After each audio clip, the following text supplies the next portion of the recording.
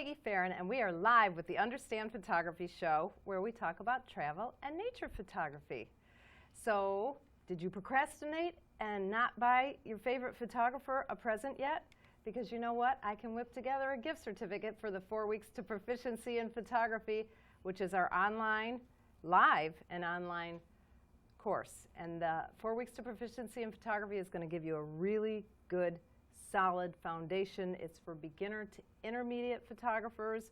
And remember, our motto at Understand Photography is we simplify the technical. So, gift certificate, email me at info@understandphotography.com and I will get you a gift certificate. Our next live class starts January 17th.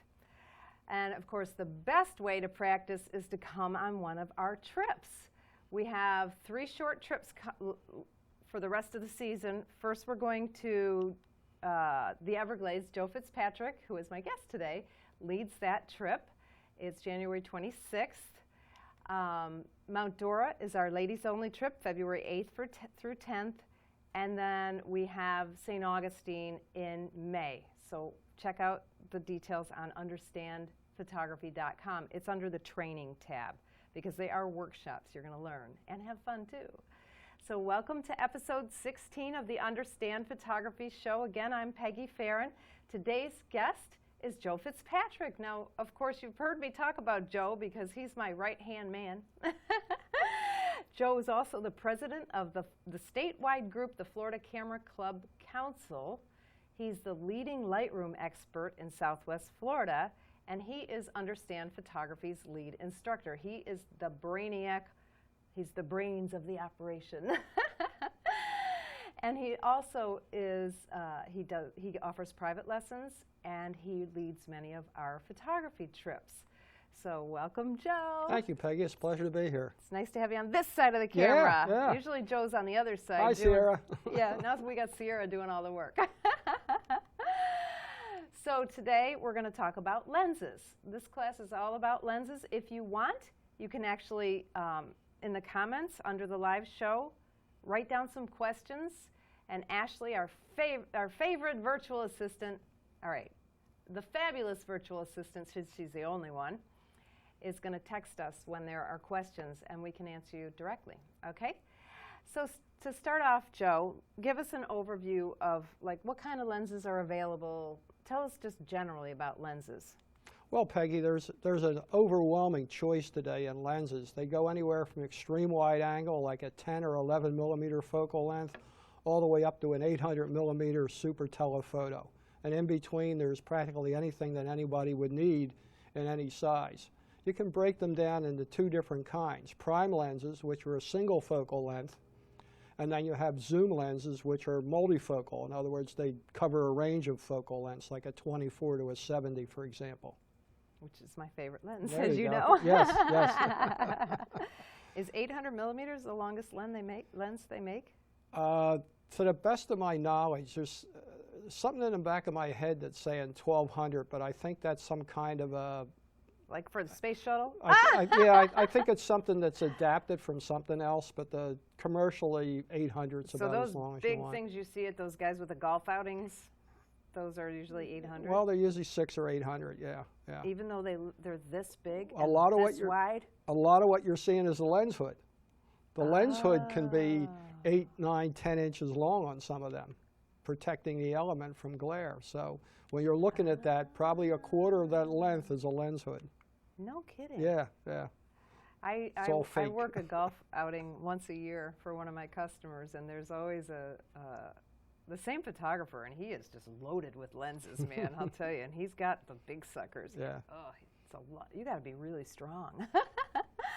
So what's the difference between a prime and a zoom lens? Okay, well, I think you just pointed it out when you talked about that guy carrying all those lenses around. He was probably using prime lenses, which were a single focal length. So to cover that event there, maybe he had an 800 millimeter lens, and then he had a 600 millimeter lens and a 400 millimeter lens. So he's not using a lens like a 100 to 400. No, he just has he's a 400. So more than likely, if he had all those lenses, he was probably using prime lenses, which are a single focal length. Okay. So he needs a lot of them. Where if he was using zoom lenses, he could get away with maybe 1 or 2 and cover the whole thing. The longest zoom lens they make right now would be a 150 to 600, which is pretty, I have that one. which is pretty substantial. That's a nice lens. Tamron and Sigma make copies of that. The longest in the Canon range is a 100 to 400 or 200 to 400.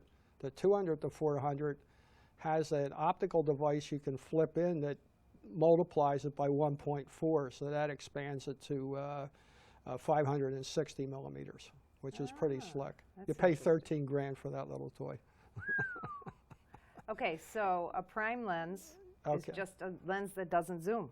Exactly. And a zoom lens has different focal lengths. Exactly, so you can get away with less lenses that way. But there is a trade-off. When you go to a prime, since it's a single focal length, there's a lot less glass, so it can be lighter and it can be less expensive. Also, because they don't have as many problems with all these lens elements, they can make it faster. In other words, a wider aperture. They can get down, a prime can typically go down to maybe 1.8 in a wide angle, or 2.8 in a super telephoto. And when you say 1.8 and 2, you're talking about the f-stop, the f-stop, the aperture, yeah.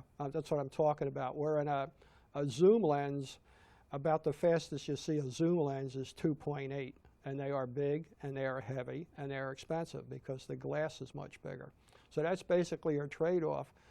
The zoom lens gives you tremendous convenience and cuts down the amount of stuff you have in your bag because you cover a wide range of focal lengths.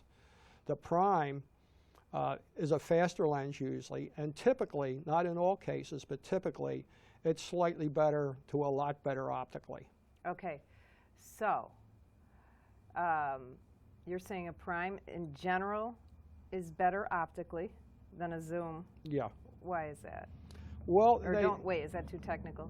Well, I don't want this no, to be a super I won't get technical. into it's just a question. They only have to correct for one focal length. When you say they have to correct, what Well, do you mean? all optical things have distortion, and they only have to correct for one single focal length. With the zoom, they have to correct for all kinds of different things, and there's a lot more elements in there, so it makes it more of a challenge. Okay, so in general, a prime lens is a better lens. Mm-hmm. Yes. Well, it's sharper, and it can be faster. Okay, so sharper, how do you know that? How do you know what a sharp lens is? What if I have two different prime lenses, and they're both Philip 50 millimeter? This one costs $100, this one costs $600.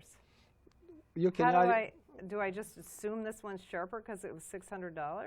Well, you could assume, but sometimes you're going to be wrong. Really? Yeah, really. A lot of, even the major manufacturers, they have clunkers in their lines here and there, where they have a lens which isn't particularly sharp.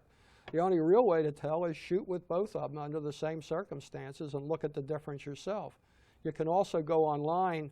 The one site that I can think of right off the top of my head, DP Review, they publish tests of all the lenses, and they show you shots taken with the lens.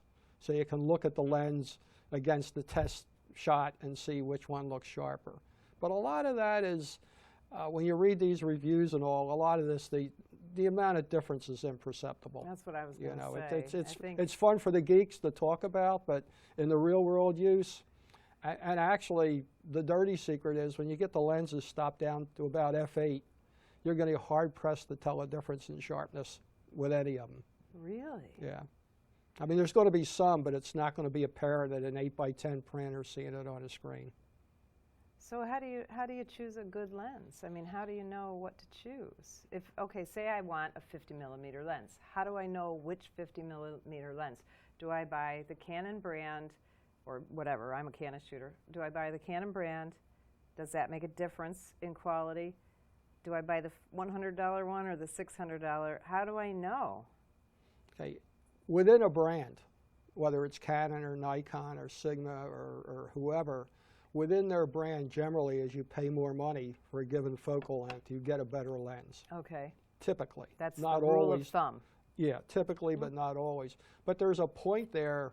The $600 lens is not 6 times as good as the $100 lens. It might be twice as good, but it certainly isn't 6 times as good.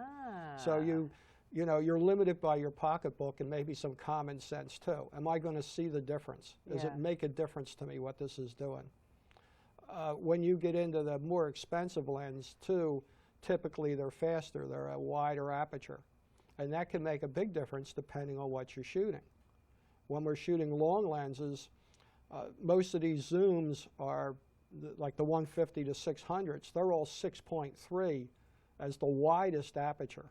Yeah, that's not very wide. That's not very wide. And when you're shooting birds at dawn, it's dark. And you need 1250 at a bare minimum for a shutter speed, preferably 2000.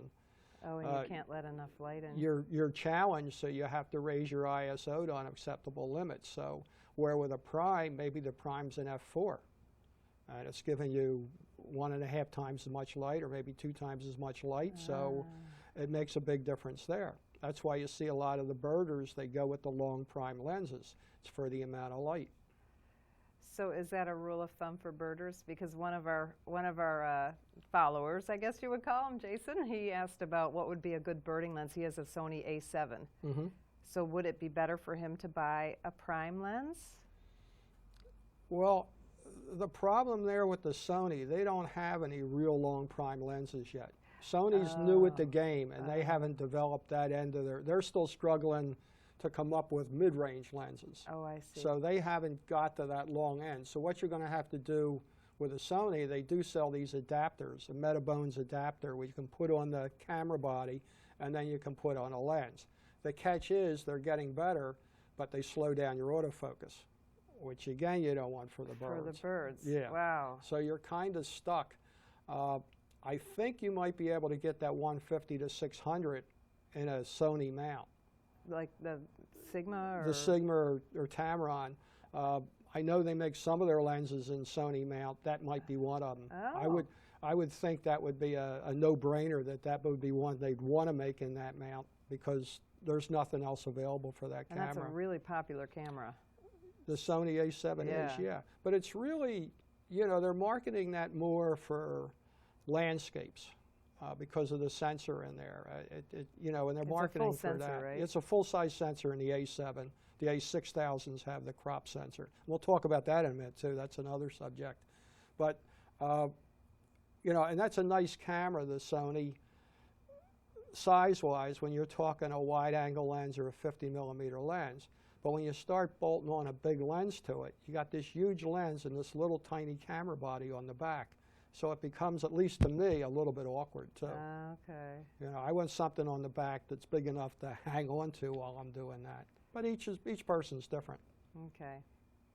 So get a Canon or a Nikon is what Joe's saying. For sports, for action photography, yeah, that would be my suggestion. Birds is considered that. Yeah, that would be, in my mind, it's action photography, yeah. Okay.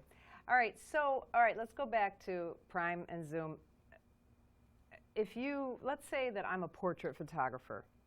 I am wow, what a, geez, I really am. That's a real stretch. Let me think about that. Anyway, I'm not, I mean, I do have that 150 to 600 for when I am out in the, you know, but for portraits, I would never need a lens like that. No.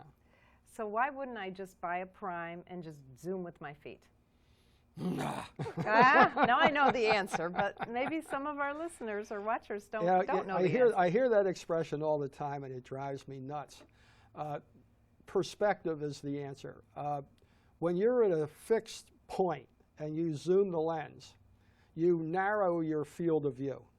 Your angle of view becomes small, it becomes shallower and shallower, so you see more of the prime subject in there. But you don't change the perspective. The ratio in apparent height between a near object and a far object, that stays the same. The little things stay little, the big things stay big in your viewfinder. When you zoom with your feet and get in closer, you change the perspective. The things nearer the lens become bigger in relationship to the things in the background. So you change the perspective. So now, if I zoom in real close, the foreground object, and let's say I frame it the same, all the background objects look really tiny. If I go the other way, it's just the other direction. everything becomes more and more the same size. Where if I zoom with the lens, that relationship between the foreground and the background, height-wise, stays the same. And actually, I forgot about this, but we jointly wrote an article, even though you didn't mean for me to butt into it. You wrote an article, and you needed pictures. Well, yours was on light, something to do with lighting. I forgot what it was now. I don't remember. And then you said, I need pictures. So I said, well, I'm teaching a class today. I'll just make the class sit in front of the background. And I did. Oh, we were doing. What was that? Because it's such a. I'm having a senior moment, what you call it, the way light falls off relative to where the flash is and the people. Well, anyway. Between the foreground people and the background people. If you can remember what that's called, so we can look it up. Is it a reciprocity rule? I can't remember the name either. But anyway, I took a picture, and I had 2 rows. I think there were 8 students, so I had 4 in the front sitting and 4 in the back. And then I took a picture close to them, and the people in the back looked huge, and the people in the back, the people in the front looked huge, and the people in the back looked small. Then I went to the back of the studio and zoomed in, and then everybody looked kind of the same size. The other thing that happened was the background, when I was close by, the background went almost like a triangle, and then when I was in the back and zoomed out, the lines were straight, and the background was straight up and down. So distortion. Yeah. And we talk about that with portrait photographers. What's the best Head and Shoulders portrait lens? Has always been like 100 millimeters. 185 to 100, yeah. And why is that? You get less of that perspective distortion with that. If you zoom with your feet, you're going to have people with big noses. Exactly. And little tiny ears. Little tiny ears, yeah. And you're not going to make much money taking pictures like that. Like, what's wrong with me? I don't look so good in this picture. All right, so you keep talking about fast lenses. Tell me more about that. Okay. When they use the term fast lens, what they're talking about is a lens with a wide aperture. For per prime lens, that would probably be a 1.8 or 1.4 or 1.2 lens. That would be a fast lens. It can gather more light at a given amount of time, so you can have a faster exposure or use a lower ISO and get the same amount of light in on the sensor. For a zoom lens, a fast zoom lens would be a 2.8. That's about as fast as zoom lens comes, 2.8. Now, why do they call it fast? You know, I never really heard a satisfactory thing. My thing is because it's gathering light quickly, but that may not be. Somebody told me it focuses faster, and then I got the nifty 50 1.8. That sucker does not focus fast. No. You have more light available to focus with. I mean, yes, it's easier. It's easier for it to see the difference, but that's not really it. It's more of a question of it's gathering more light, so you can use a faster shutter speed. Maybe that's it. That could be. I don't know how it came. But we'll have to research that. Yeah. Because I'm curious. I've always wondered that. I hear different things. Some say it's the shutter speed. Some say it's gathering light quicker. I don't know. You taught me a really, really good lesson about having a fast lens with a wide aperture that I didn't know, because I have my 24 to 70 f2.8 is my go-to lens. And then I bought the 24 to 105, which is f4.0, and I was using it well, it was a 50th anniversary party, but it was in a dark banquet room, and I was having trouble focusing. And I asked you about that. I said, I don't understand, because I was at f4. I'm at f4 on either lens, but I couldn't focus with the 24 to 105 as quickly as I could focus with the f2.8, even though I was at f4. Can you explain that to everybody? Because that was a big lesson for me. I did not know how that worked at all. With today's modern lenses, when you're looking through the viewfinder, you're looking at the lens wide open. Okay. Whether that's 1.8 or f4 or whatever. So you have more light coming in. Makes it easier for you to see the subject, and it makes it easier for the camera's electronics to focus, because there's just more light coming in. So I was having trouble focusing, even though, like, if I was at f8 on either the f2.8 lens or the f4, and I was at f8, it's going to be easier to focus because it's the focus mechanism? When you're looking, when the lens is always wide open until the point of exposure. It doesn't stop down. Okay. So now I'm starting to understand it even better now. The lens is always wide open. It goes down to, say you set it for f8. When you're looking through the viewfinder, you're looking through it at whatever the maximum aperture is, f2.8. And that's what it's focusing on. And that's what it's focusing with, the amount of light coming in at 2.8. At the moment of exposure, the aperture squeezes down to f8 or whatever you set it for, the picture's taken and it pops back open. Now, way back, we had preset lenses where you physically turn the aperture down to whatever it was you did. There was nothing automatic. And of course, when you turned it down, it got dark. You can see the difference. Some cameras have a preview. You can stop them down with a button. A lot of Canon cameras have it on underneath. And when you press that button, it stops it down to the aperture. Okay. And all of a sudden, you can't see what you're looking at anymore. Okay. Well, the mirrorless ones, do they work differently? Because you can see what you're going to take with the mirrorless cameras, right? Some of the mirrorless ones stop down while you're looking through the viewfinder. Yeah, because you can see what your picture is going to come out. Some of them are stopped down to whatever f8 or f11 or whatever, so you're actually seeing the amount of depth of field you have. So they stop down, and then they brighten the picture on the viewfinder because it's just a little TV, so they can crank up the brightness so you can see it. That's cool. Yeah. Okay, so I have a full frame camera and I have a crop frame camera. What does that mean as far as lenses go?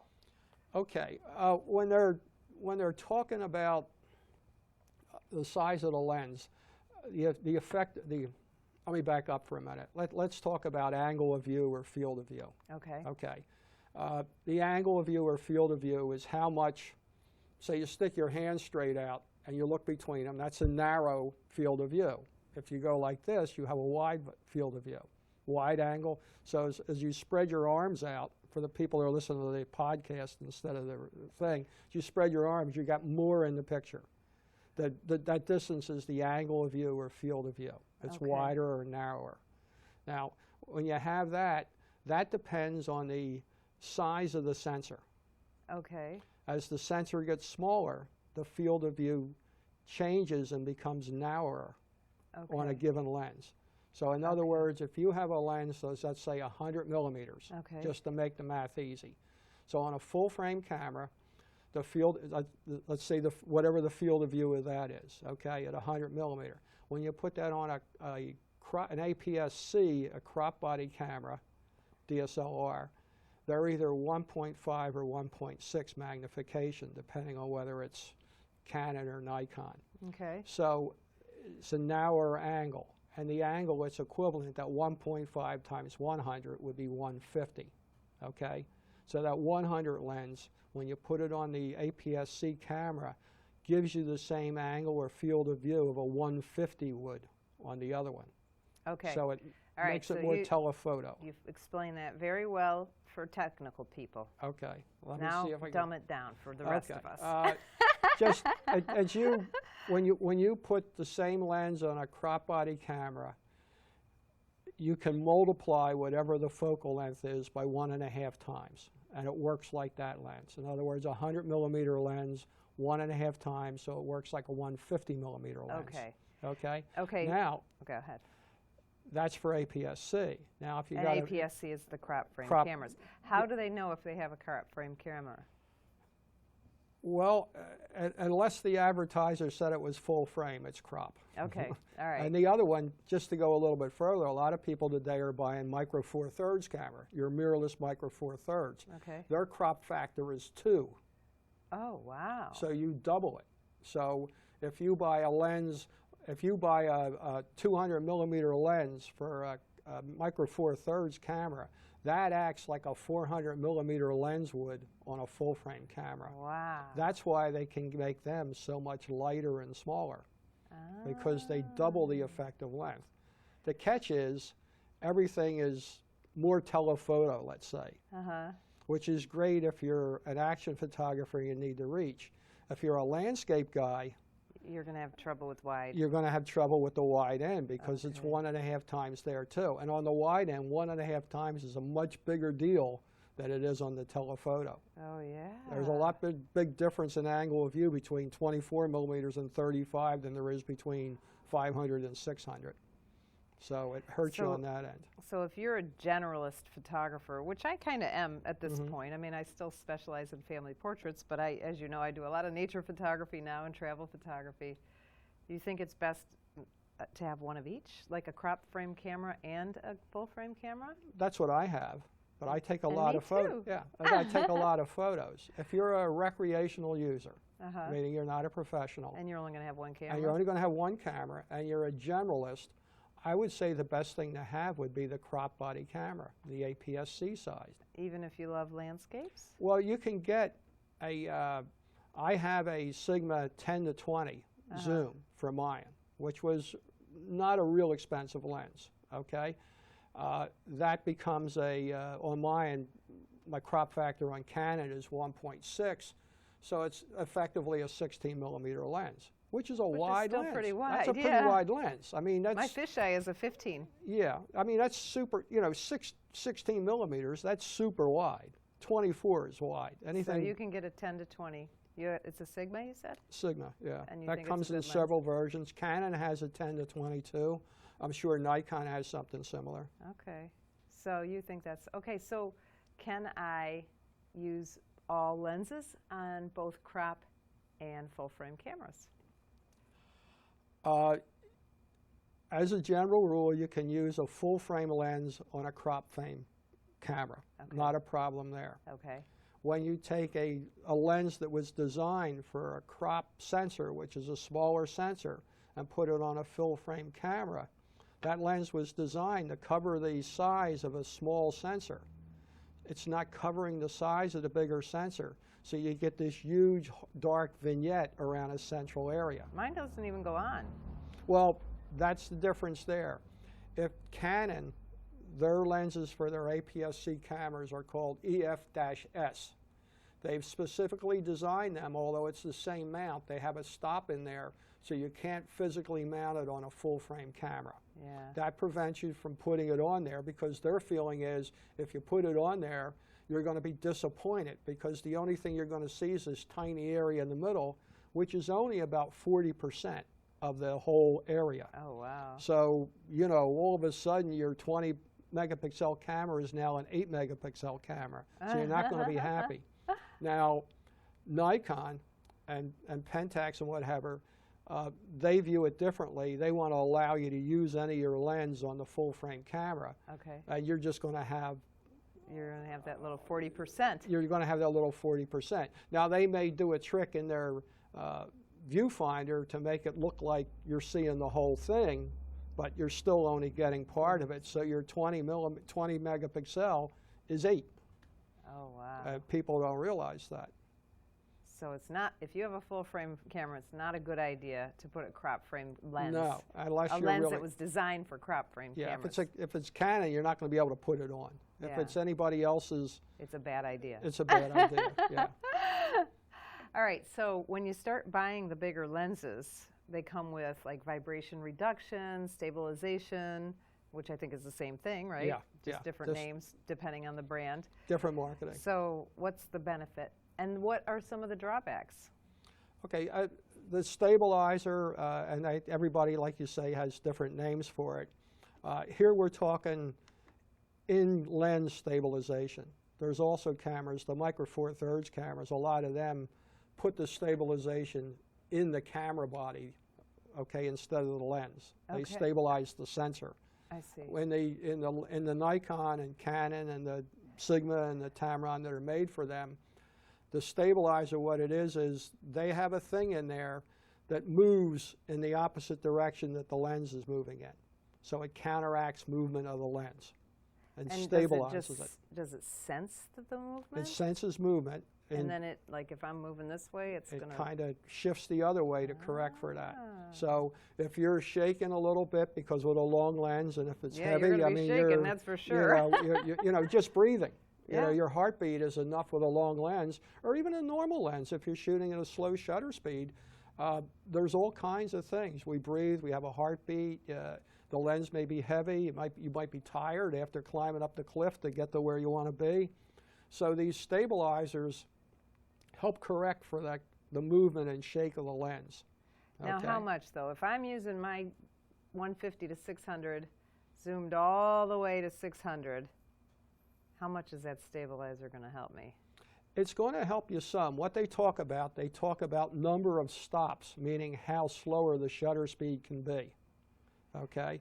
That's what they talk about when they're advertising them, they say the stabilization is the equivalent of 3 stops or 4 stops or 5 stops. There's no accepted way to measure this. Okay. So a lot of this is just you're going to get used to your lens. Yeah, you know, but typically, even the worst stabilization system will get you 2 more stops. Okay. So in other words, if I was shooting at 1/100th of a second, I could drop it down 2, which would be 25th of a second. Wow. Yeah, that's a big difference. That's 2 stops. But some of them are like 4 stops. The one on my 70 to 200 Series 2 Canon, which is a lens I love for a number of reasons, that has 4 stops stabilization, a real 4 stops, tested in the lab by independent people. So I can hand hold that sometimes. I can shoot that at 200 and hand hold in the dark and get down to about 25th of a second. Point of fact, I had that one picture you may have seen of the guy with the bass player with the cigarette in his mouth. Yeah. That was handheld. That was with the 70 to 200. At a shutter speed of 25? Somewhere around there on that, or it might have been 50 on that, but it's a 200 millimeter lens. I can't even imagine that. Yeah. Wow. Yeah, it's remarkable. Wow. Yeah. One of the reasons I bought that lens. Okay, now, when Brian Jansen was here, was that last week? I can't even remember. Yes, yeah, Brian was here last week. Now, he talked about a big mistake he made one time due to stabilization, and you made the same mistake recently. I was laughing back there when Brian was on, he was talking about it. I had just come back from Pittsburgh. Mm-hmm. And while I'm up in Pittsburgh, one of the things I wanted to do while I was up there was get some nightscapes of the Pittsburgh skyline, which is a gorgeous skyline. And there's tremendous places across the Monongahela River to shoot it from. So I was up there, cold and windy, everything else. The wind is kicking my camera around, the tripod around, and everything else. And I took a series of shots. They look pretty good on the viewfinder, and they look pretty good on the LCD. And I'm happy, and I spent about 2 hours up there.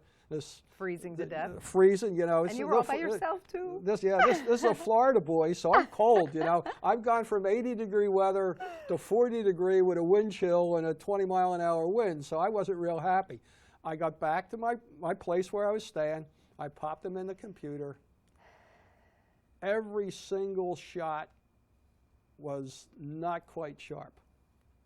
And that was because? And the weird thing was, I'm looking and I blow them up and I look at the pinpoints of light.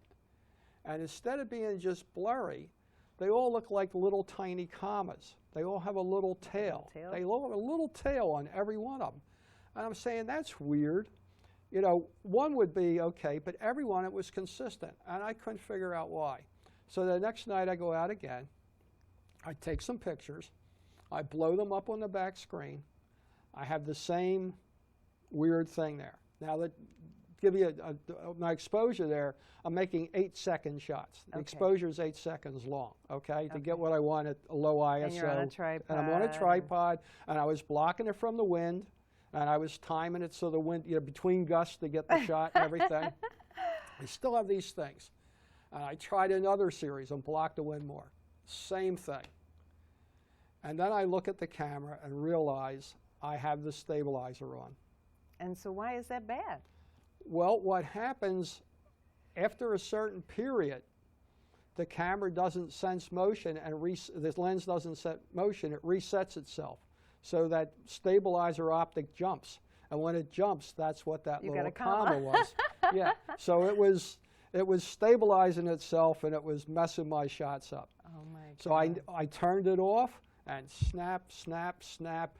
Every shot was razor sharp. I was so mad at myself. Because you know better. Because I know better, and I did it. Now, there's a couple lenses on the market that you don't need to turn it off. Oh, okay. They're smart enough to sense that and turn themselves off. Oh, If you're okay. not smart enough to do it, they'll do it for you. Very few lenses are like that. If it is, somewhere in the manual or little paper that comes with the lens, it's going to tell you that. Okay. Okay. So But the lens I was using, which was a 24 to 105, it doesn't. Okay. Now they got a new one, a series 2. I got to see if that does or not. Wow, that's good though. I mean Yeah. that's a good lesson. Yes. So if you're using a tripod, turn the stabilization off. Absolutely. Yeah. Got it. Okay.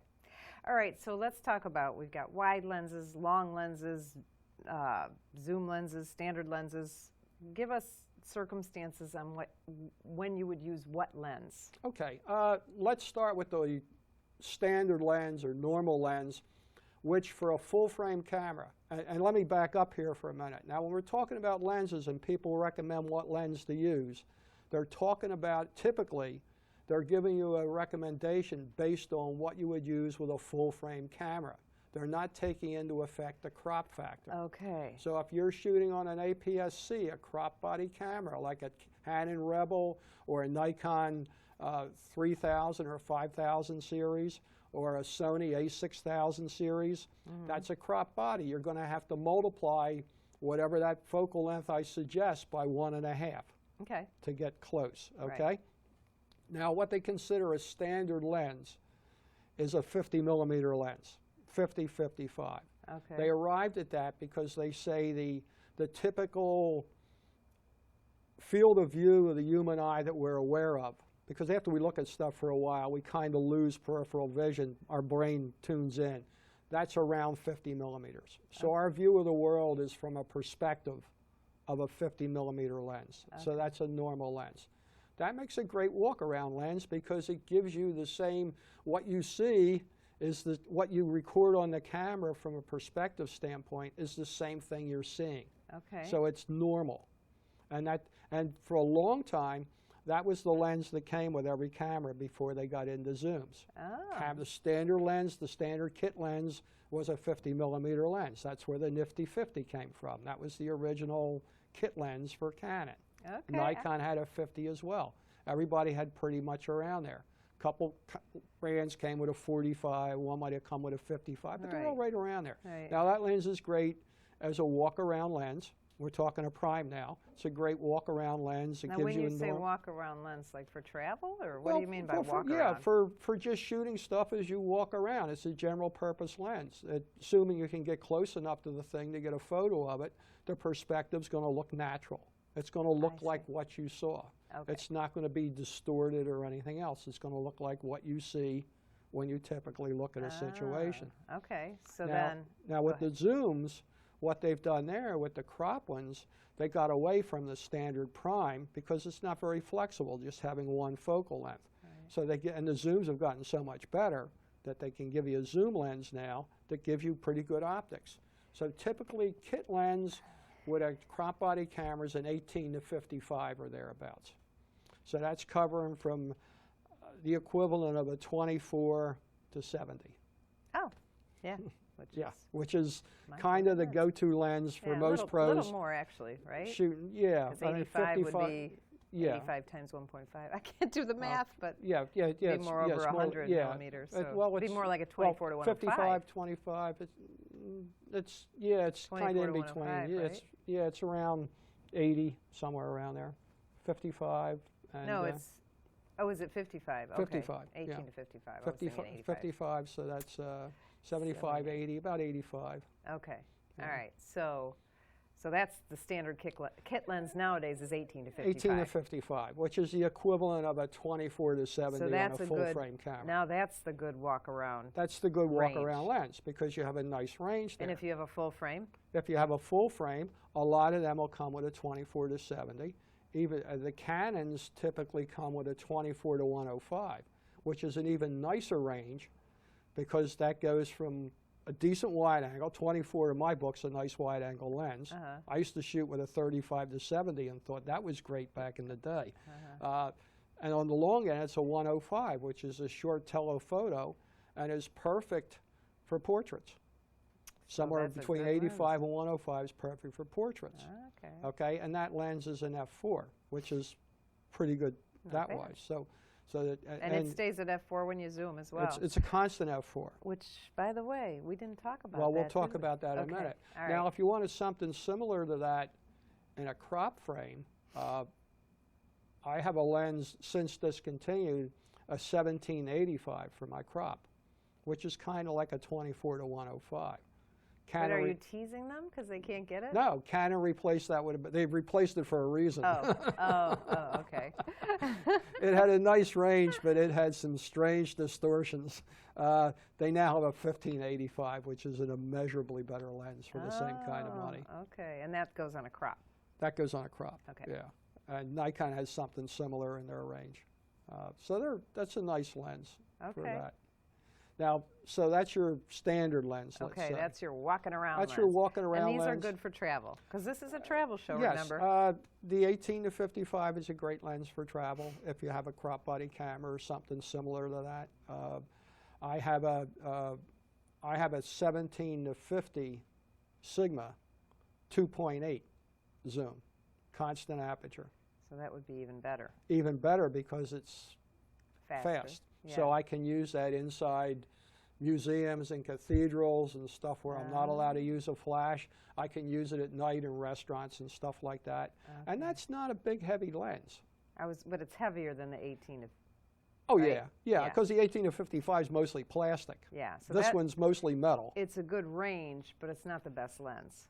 It's heavier, but it's I not. mean, you're the whatever. What'd you say it was? It's a 17-50. 17 or 50 or 18 to 50. And that's a higher quality lens Yes. than the kit lens, Oh, the yeah. 18 to 55. Yeah. Probably okay. costs twice as much or whatever, but it's no bigger than this coffee cup. Okay. So it's, And that's on a crop frame camera. that's on a crop. That's a Sigma lens. Okay. Tamron, I think, has something similar. Okay. All right. You'll find they all have, if it's a popular lens, you'll find out all the major manufacturers have something in the equivalent focal length range. They're all very competitive that way. So what's your go-to lens? My go-to lens most of the time is my 24-105. Okay. It gives me a nice range and it has good image quality.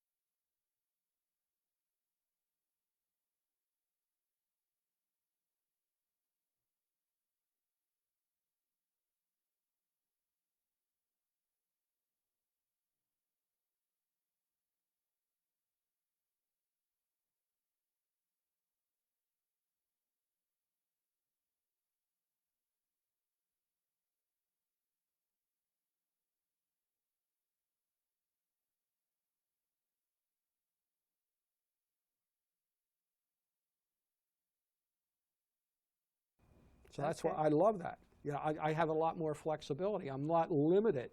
And as a professional, you don't want to put obstacles in your way. Being a professional is all about solving problems, eliminating obstacles, trying to get away so you can get the job. That's a little different than the way a recreational person does it. His idea is to have fun, and maybe he wants the challenge presented by having to use that specific focal length and see what he can do and different things like that. So the approach is different between the professional and the recreational shooter. Okay. Okay. So that's why I think you'll find that there's more recreational shooters using primes than there are professionals. Well, it depends on what they're shooting, I think. Yeah, yeah. Because I know a lot of portrait photographers who only use primes, but they're all studio. They're all using the 85. And they're studio photographers. Yeah, they're yes. not, Yeah. you know, I'm a portrait photographer, but I use zooms because I'm on the beach, I'm at a park, Right. you know, I mean, I have a studio, but in Florida, having a studio Yeah. Yeah, was kind of a waste of money. Yeah, if you're a studio photographer, you're here, everybody's over there, and you have it set up so you can use an 85, which gives you a beautiful face because it compresses the facial features just enough to make everybody look better. It shortens your nose a little bit. It brings your eyes, it keeps your eye sockets from sinking in, and it keeps your ears in proportion to your face. They don't look real tiny like they do with a shorter lens. So it's like an ideal length, an 85 to 105, somewhere around there. Yeah. So they all use it because they're fixed. Right. But like you say, if you're outside, And they're running around, and you're doing kids, and it's Yeah. easier to have a zoom. I'm with you on that. yeah. All right, so what about macro lenses? What's a macro lens? Because Okay. I know, okay, here, I have a specific question from Peggy Farren. All right. Okay, so my 24 to 70 says macro on it, but it's not really a macro, right? No. So go through the whole thing. Originally, macro meant a lens which was capable of making a one-to-one reproduction. In other words, if you had something the size of your sensor, let's say your sensor is the size of a postage stamp, Okay. and you took a picture of a postage stamp, you could fill the entire frame with the postage stamp. In other words, one-to-one. It's the same size on the sensor as it is in real life, Okay. physically. Okay. Okay, so you're filling the frame. That's a one-to-one reproduction ratio. It's the same. If the thing is half the size of your frame, it's going to be half the size on there. In other words, if you take a picture of a penny, it's pretty much going to fill the whole frame. All right, but I don't okay. understand that because All right, let me- what if I zoom in? It's still going to fill the. Well, you can only zoom. That's a lens that you can get close enough to do that. Oh. Okay. Okay. All right. Because with most lenses or all lenses, they have a limited close focus distance. Right. And that's it- usually listed on the Yeah, lens, and isn't it- it? How and close you can yes. get? And at that distance, maybe you can't fill the frame with that mythical postage stamp. Maybe it's real small in there. But a macro is always going to be able to get close enough and focus close enough to fill the frame with something the size of the sensor. That's a right. true macro lens. Now, the advertising departments for these places say, hey, everybody wants to shoot macro, but nobody wants to spend the money for a macro lens. So we're going to take our lens that focuses fairly close, and we're going to say that's a macro. Oh. Okay, so what they mean with a lot of these, especially the zooms, when they say macro, they mean it's closer focusing than most other zoom lenses. And it may be nowhere near a one-to-one. It could be 4-to-1 or something like that. So what's the benefit of macro? The biggest benefit is you can focus close up. You can get a small object to fill the frame. Would you use a macro lens for anything else? Copying documents. Oh, okay. We don't do much of that anymore because we have scanners and stuff like that. Wow. But most macro lenses, true macro lenses, are corrected so everything on a flat plane will be in perfect focus. In other words, you won't lose focus on the ends. Okay. Okay. So you could use a macro lens though if you had a 100mm macro lens, you could use it as a portrait lens? Sure. Even though the portrait would be farther away. Yeah, it's going to work just like a regular 100mm lens. The only difference is you can focus way closer than If I wanted to see their nose hairs, I could get you up could there and get do right. it. You could take the regular shot, and then you could take one right up there and shoot it up their nose or something. Yeah. All right, so I know we kind of touched on this, but there's a big difference in price for similar focal length. I mean, okay, so you said you kind of, usually it's a better lens if it's more expensive. Mm-hmm. But I mean, most of the questions that I get about lenses are, what's the best lens I should buy for, the first thing I ask them is, what are you going to do with it, right? Yeah. Okay, wait a minute. I just came up with a good question. What lens should I buy? Okay, here's a beginner photographer. They say, what lens to? First of all, I need to know what kind of camera. These are the questions that you need to ask yourself when you're asking someone, what kind of lens do I have? What kind of camera do you have? Is it crop or full, right? Mm-hmm. Yes. What are you going to use it for? That's the biggest thing. Exactly. If you're a portrait photographer, you're going to need different lenses than a landscape photographer or a flower photographer. But if you're a general travel photographer, how do you know, again, how do you know which one is the best for your camera? Well, the thing there is, if you're asking that question, you're probably fairly new. So the answer I would say is the one that comes in the kit, because it's a good all-around lens. Okay. Okay? Is it the best build quality and perfect optics? No, but it's a good way to get started. So start with that lens, shoot with that lens, and then find out what you're missing. I'm not getting close enough. I can't get enough field of view from my landscapes. It doesn't do well in the dark. And these things are going to tell you what the next lens is you need to buy. Once you start figuring out Right. your problems, then you start... Nobody can tell you, because I don't know your shooting style. Well, I do know yours, but Yeah. I mean, you know, I don't know Sierra's, okay? So I can't give a recommendation. If you were specific about what you did, I could, but I don't really know that. The best person that knows that is you. So shoot with whatever lens that came with the camera, or just get a general purpose lens, a 24-105 or 24-70 for a full frame, an 18-55 or a 15-85 for a crop, and shoot with that. Mm-hmm. And shoot with it for a while. And as you develop your shooting style, you're going to find, oh, I wish I had a wider lens. I wish I had a longer lens. Maybe you wish you had both. I mean, that's what the camera manufacturer hopes. Well, and it worked for us, because between the two of us, we got about 50 lenses. Yeah, a gazillion, yeah. So, you know, let you find out what you need, and then that's what to buy. Don't let somebody tell you you need this lens or that lens. You'll know yourself, because you'll see, I'm lacking this, I'm lacking that. So then, now you know, okay, I need something wider. Then you can ask the question, what's a good lens that's wider than this or covers this range? And then you can talk about, say you're a Canon shooter. Is it better to get the 17-40 or the 16-35 2.8 or the 16-35 f4 or whatever? Right, you can start asking those questions. intelligent questions. The fastest one is not necessarily the best one by any stretch of the imagination. And now we have a Facebook group called, the direct address is facebook.com/groups/understandphotography. And if you join our group, you can ask questions like that. We have a lot of techies who hang out in our group.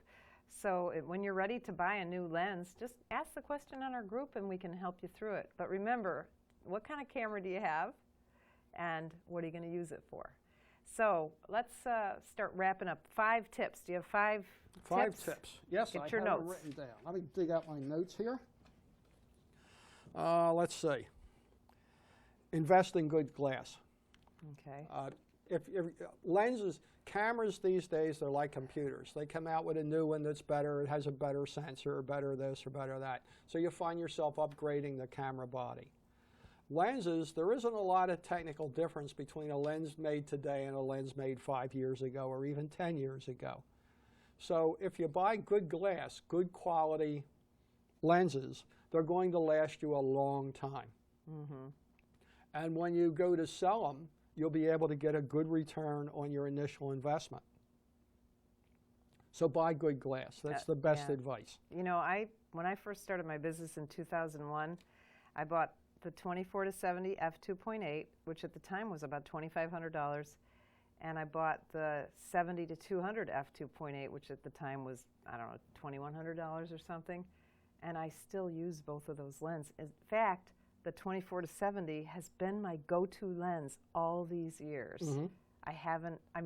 I'm like 85% of what I do with that lens. Yeah. For how many years is this? 15 years? And you can sell it for more than you paid for it. You think? Well, the price of it's gone up, so from think that. It has, actually. Well, maybe it hasn't. I don't know. When they come I think out, it went down a little, to tell you the truth. Well, when they come out with a new one, they raise the price about 50%, though. Yeah. All right, that's a good tip. Okay. Tip number 2. Start simple. every focal length needs a little different style. So if you're trying to learn a whole bunch of different lenses all at once, you're not going to master any of them. So don't get yourself too involved. If you got an 18 to 55, play with that and play with it at 18 and 20 and whatever and 55, and get used to the kinds of pictures it takes at each different focal length. In other words, start simple. Don't get that and then all of a sudden you're shooting with a 150 to 600 too and this, that, and the other. Especially the longer lenses take a certain technique to master. So you don't want to be trying to learn 5 things at once. So start simple with your lenses. Don't buy a whole bunch. Buy them when you need them, like I said before. Or else you have lenses that sit around collecting dust that you wasted too much money on. Not that I would know about that. Right, exactly. I got lenses that were nice, and I won't sell them, but I haven't used them anywhere near as much as I have. I keep saying I'm going to sell some, and I just don't get around to it. Next one, well, we already talked about this. Buy an additional lens when you start missing shots. Okay. So we won't count that as one of the 5 then. Protect your lens. Always use a lens hood. When it's off the camera, always have the dust caps front and rear on it. Ooh, good. I love that because I'll tell you what, I always have my lens cap on, and people, or not lens cap, lens hood. Yeah. And it's nighttime, and people are like, you know, you're not going to get any sun flare and that. I know, but I'm going to bang it into stuff when it's hanging off my shoulder. Yep. And so I've never broken a lens, No. and I know a lot of people who have. Yeah. That's the best protection you can have. If you have a lens hood on there, it's protecting that front element. It's making a better photograph because it's protecting the lens from flare and everything like that. It's also protecting it physically, whether you're out, even inside. When you're indoors, you shoot a lot of events. You're getting jostled. You're getting bumped. Banging if into you have stuff. that hood, I've had some times where the hood has literally been knocked off the lens. Me too. Now, if I didn't have the lens on there, I know. You know, I so love that. What else you got? And don't forget the dust caps when you have it off. Yes. Don't throw it back in the bag. Okay, and you've got some good advice that you gave me on that. Do you know what it is? I don't remember. I lost my lens cap. What should I do? Cry. Call me up. I should buy a new one. Buy a new one, yeah. Where should I buy a new one? From Canon? That's the advice you gave me. That's the advice. If you buy now this is just a little piece of plastic. All right. And from the manufacturer, it could be $10 or $15. You go on eBay to any of these Hong Kong sellers, and they're $1 a piece. All you need to know is the back one, you tell them what mount it is, whether it's Canon, Nikon, Pentax, Sony, whatever. The front one, it's in millimeters, whatever size your front element is, and you'll see that on the lens. It's actually on the lens. Bang, and that's the way you get it. Yeah. Okay. You can buy your lens hoods the same way. If your camera didn't come with a lens hood, go to the manufacturer's site, see what the model number is, search that on eBay or Amazon. You'll come up. Save a lot of money. For a simple piece of plastic. Now, certain things I certainly wouldn't buy like that, but when I'm talking about just a cheap piece of plastic, I'm going to rather pay $1 than 10. Yeah. I'm cheap. Me too. Or smart, or maybe a little of both. All right. Okay. What number are you on, 4? Well, yeah, we're combining them here. So Okay. let's see, we did 1, 2, and there's 2 or 3, so this is 4. Okay. Don't forget to clean the rear element. Ooh, how do you do that? The same way you clean the front one with a lens pan or a piece of microfiber cloth. A lot of people, they'll clean the front element, and they never even look at the back one.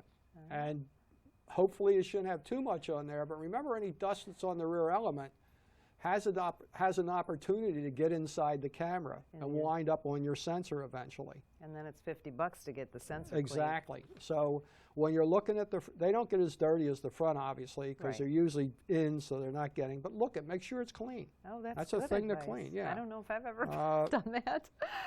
We talked about turning off the stabilizer. The other thing is, don't be afraid of buying a lens made by one of the second tier.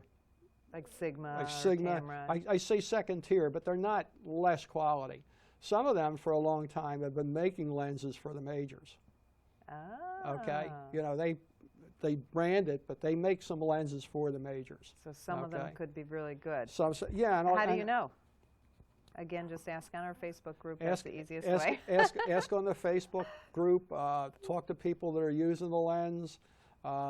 They make some excellent lenses. They make some clunkers. But then again, like I said, Canon and Nikon make some clunkers as well. Okay. So, but in general, especially these days, the last 4 or 5 years, their quality has improved tremendously, and their technique has. So they're making some really good stuff, and you can save a lot of bucks on that stuff. Okay. Or it might even be something you can't get from a major, like a 150 to 600. Like I got from Sigma. You just can't get that from a major manufacturer. And the last thing would be, don't buy a lens just based on bench tests from DxO Labs or whatever, DP Review or whatever, because what looks like a big difference on a lab measurement can be imperceptible in person. Oh. So don't go just by spec sheets. Go by actual photographs, because a lot of this stuff that when they talk about in the forums looks like such a great difference really isn't anything at all.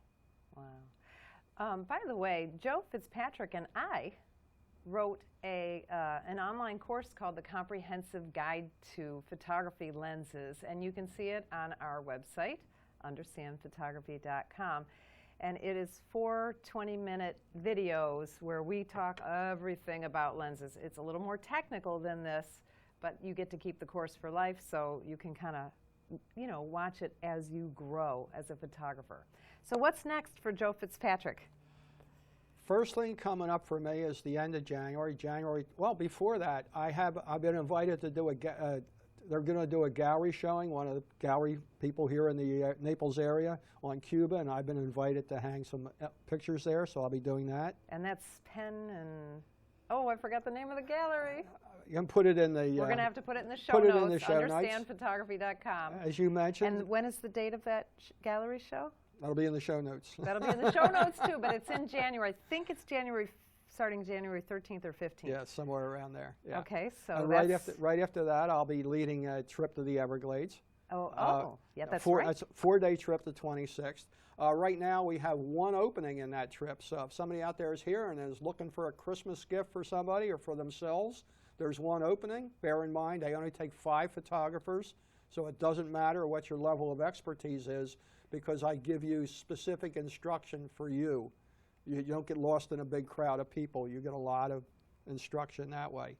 After that, I'll be speaking with you at a number of camera clubs in the area. Not in our area, but throughout Florida. Throughout Florida. The other thing coming up is, as you know, I'm the president of the FCCC. We have a conference coming up March 10th to the 12th right here in southern Florida. We're going to have 8 or 9 major speakers on there. It's going to be tremendous. There'll be workshops, there'll be field trips, almost anything you could want. You can go to the website for that. It'll be in the show notes. It's www.f3c.org, and it'll give you all the information on that. And you click on, I think, convention or something You click on convention, and if you're seeing this on tape in a week or two, you've missed it, but right now, until the end of the year, you have a special early bird price on that. You can save yourself $30. Wow. How much does it cost? The regular price will be $150, I believe, for FCCC members and $170 for non-members. Right now, you can get a ticket for $129. And that includes Saturday and Sunday? That's for that's for all the events going on both Saturday and Sunday. Wow, that's great. All these speakers, we're having a tremendous number of speakers, including you. Rick Salmon is the keynote speaker. Terrific guy, great speaker. I can't think of them all. I don't want to mention one and forget the others. But the only thing I wanted to say is it's a very general convention, because we had a convention 2 years, or we being them. I'm not really. I'm a member of FCCC, but it was geared towards nature photographers. Yeah. This one, there's a lot more diversity. The theme this time is the art and the science. Okay. So it's a very general thing. There'll be a little bit of something for everybody, whether you're a portrait photographer, a nature photographer, macro photographer, whatever it is. That's going to be a tremendous show. Yeah, I'm excited. I'm excited about it. That's March 10th through the 12th. March 10th through the 12th at FGCU in Fort Myers, Florida. Awesome. I got a few things to say to close this show. First of all, thank you for being the guest. It my was pleasure. nice to have you here instead Absolutely. of there Yes. out there in the dark. Now it's just Sierra. Now it's just Sierra. I'll be back there next week, though. Yeah, so this is episode 16, so that'll be in the show notes. We'll have the video in the show notes and everything we talked about today as quickly as we can get them up. Next week's guest is going to be a really close friend of mine, Charlie McDonald. He's been a professional photographer for many, many years, and we're going to talk about food photography that you can do while you're traveling. It's not going to be the kind of real professional food photography where we have a stylist and all these multiple lights. We're going to talk about simple tricks for food photography. Again, everything we talked about today is going to be in our show notes, the understandphotography.com website. Now, today is a very special day that we didn't even mention. So, it's Joe's birthday. Joe Fitzpatrick, happy birthday. Thank you, Peggy. Do we have anything special to do for Joe? Got slow-moving people out there. I'm getting surprised here, huh? So happy birthday, Joe. Thank you, Peggy. Sierra, lovely Sierra, wore a dress for this. Oh, wow, And we look got at this. a cute little snowman. Cute little snowman for you. Oh, that's Isn't that great. cute? Wow, that's awesome.